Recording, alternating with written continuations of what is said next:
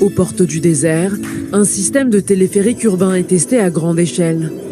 Suspendues à des câbles, ces cabines sont capables de se déplacer d'une station à l'autre à la vitesse de 150 km/h.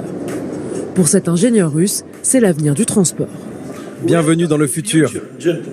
Selon les versions, ces cabines pourront transporter de 6 à 30 personnes et leur fréquence pourra s'adapter au nombre de passagers. Ce qui veut dire qu'au lieu d'avoir un énorme bus où 100 personnes se retrouvent compressées comme des sardines dans une boîte, là on peut envoyer les cabines les unes après les autres. Électrique et silencieux, ce métro suspendu à des câbles pourrait connecter des immeubles dans des centres densément peuplés comme Dubaï, mais aussi relier des villes entre elles sur de plus longues distances, comme l'imagine ce clip de promotion. Il est possible de le faire fonctionner dans le désert, des zones inondées ou des reliefs difficiles d'accès. Déjà connue en montagne, cette technologie simple et efficace n'a pas besoin de pilote pour fonctionner.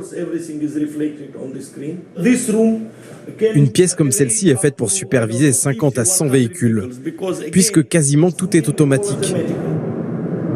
Une solution adaptable pour le transport du fret. Selon ses inventeurs, ce mode de déplacement serait l'un des moins chers au monde, avec un coût, hors construction, de $1 pour 100 tonnes déplacées par kilomètre. Ce que nous faisons, c'est de quitter le niveau du sol qui est surencombré avec des gens, des embouteillages, des bus, avec tout. Et nous allons au niveau supérieur qui, Dieu merci, est encore disponible.